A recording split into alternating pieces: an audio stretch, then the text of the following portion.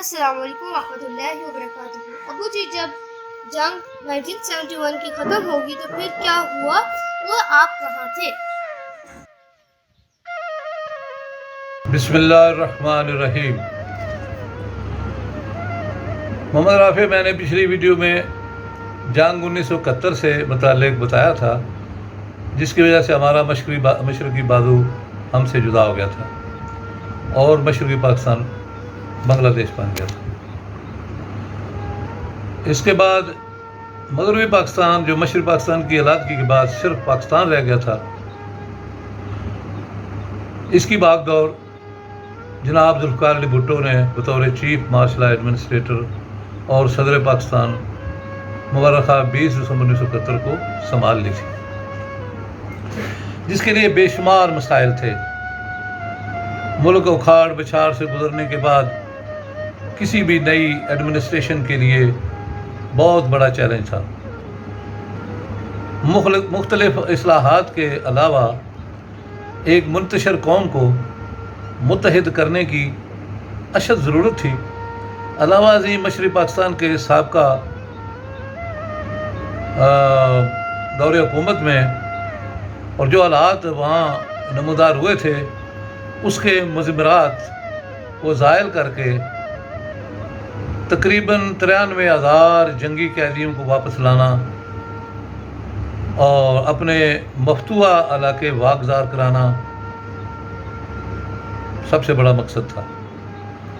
جسے جناب ذوالفقار علی بھٹو نے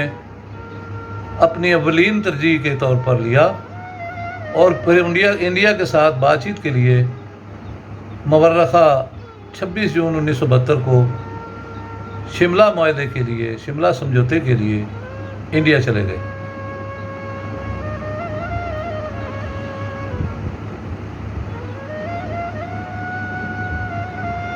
یہ 6-7 دن کا دورہ تھا، جس میں انڈین وزیر اعظم اندرا گاندھی کے ساتھ دونوں ملکوں کے حالات نارمل کرنے کی اور جنگی قیدیوں کو واپس کرنے اور مقبوضہ علاقے ماسوئے جموں و کشمیر کے واپس کرنے پر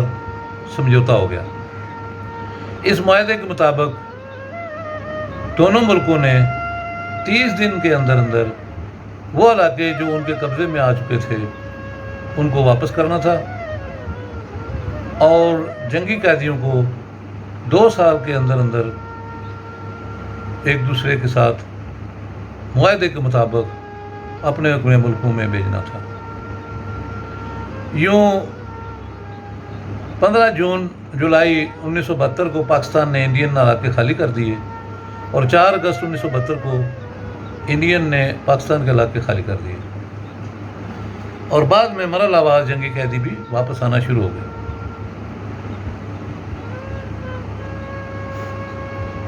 اور یوں دونوں ملکوں کے حالات بہتری کی طرف اور نارمل طریقے سے زندگی گزارنے کی طرف گامزن ہو گئے۔ ہم طویل عرصہ تک فیلڈ ایریا اور جنگی ماحول میں رہنے کے بعد مارچ 1973 کو چھاونی میں واپس آئے تو بہت خوشی ہوئی، اور یوں اس کے بعد لوگوں کو چھٹی ملنا شروع ہو گئی، اور اس کے لیے بھی SOP بنا لی گئی کہ جن لوگوں کے گھر میں اموات ہوئی تھیں اور وہ قریبی رشتہ دار تھے اور وہ چھٹی نہیں جا سکے تھے، ان کو بھیجا گیا۔ پھر جن کے جو شادی شدہ لوگ تھے اور ان کی فیملیاں کافی عرصے سے ان کو راشن پانی اور نہیں جا سکے تھے وہ لوگ، تو انہیں بھیجا گیا۔ پھر جن کے مسئلے مسائل ذرا کم تھے اور وہ ان کے حالات بھی نارمل تھے، پھر ان کو بھیجا گیا۔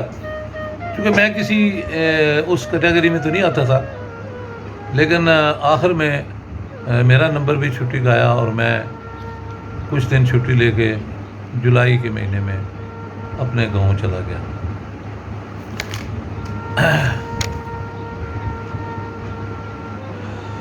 میں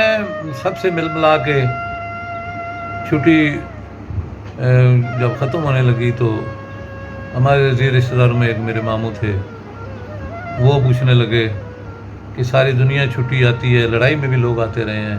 میں نے کئی فوجیوں کو دیکھا ہے وہ گھر میں آئے ہوئے تھے، لیکن آپ اتنے امپارٹنٹ ایک بہت ہی آپ امپارٹنٹ شخصیت تھے جس کو آپ کو چھٹی نہیں ملی، یہ کیا بات تھی اور تم کیوں نہیں آئے اتنے عرصے سے؟ تو میں نے ان کو بتایا کہ چھٹی اگر ایک آدھ دن کے لیے کوئی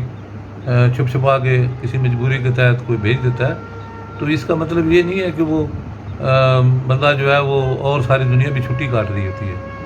اصل میں کسی کے گھر میں مسائل ہو جائیں، کوئی شادی شدہ کسی کا بچہ بیمار ہو جائے، کوئی اس طرح کی ہو اور اس کو اچانک ایک آدھ دن کے لیے کسی کو بھیجنا پڑ جائے تو لوگ اس کو بس آپس میں میل ملاپ کر کے بھجوا دیتے ہیں، لیکن یہ سرکاری چھٹی نہیں ہوتی۔ اور دوسری بات یہ ہے کہ جنگ میں اور نارمل حالات میں بڑا فرق ہوتا ہے، اور یہ بغیر جنگ کے دنوں میں ہم چھٹی کلیم نہیں کر سکتے کیونکہ ملکی دفاع بہت ضروری ہوتا ہے، نہ کہ گھریلو معاملات جو ہیں ان پہ توجہ دینا ضروری ہوتا ہے۔ تو انہوں نے پھر پینترا بدلا اور میری والدہ سے کہا کہ اگر شادی شدہ لوگوں کو چھٹی مل سکتی ہے تو آپ اس کی شادی کا بھی بندوبست کر دیں تاکہ آئندہ یہ گھر آتا جاتا رہے۔ خیر یہ سب گپ شپ ختم ہو گئی اور میں چھاؤنی میں واپس آ گیا۔ اسی دوران میری پوسٹنگ کیمل پور یعنی اٹک میں ہو گئی اور میری والدہ صاحبہ نے میری شادی کے لیے تگ و دو شروع کر دی۔ ان دنوں رشتہ حاصل کرنے کے لیے مہینے نہیں سال لگ جاتے تھے اور چکر پہ چکر لگانے پڑتے تھے، اور اگر پھر بھی لڑکی والوں کے علاوہ اس کے کسی قریبی رشتہ دار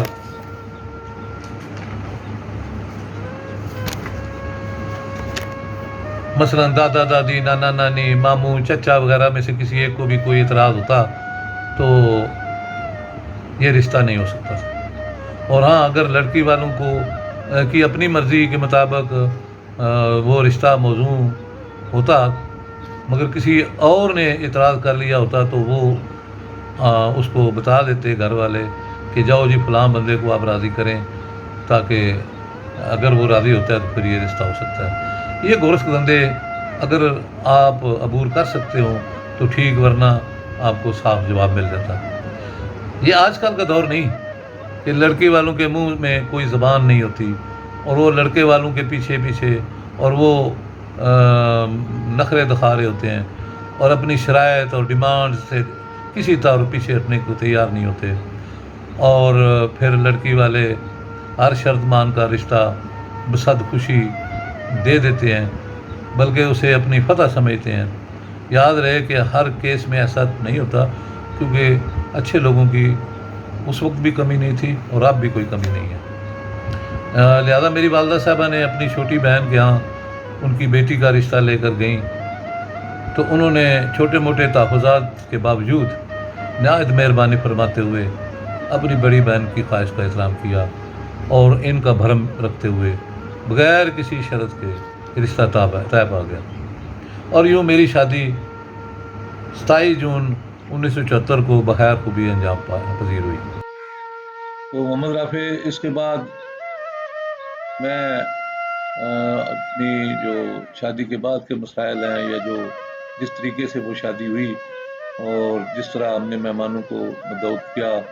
اور جس طرح باقی جو میں نے آپ سے وعدہ کیا تھا وہ چیزیں میں انشاءاللہ اگلے ویڈیو میں بتاؤں گا، جس سے آپ سب لوگ مستفید ہوں گے۔ اور میری آپ سب سے درخواست ہے کہ آپ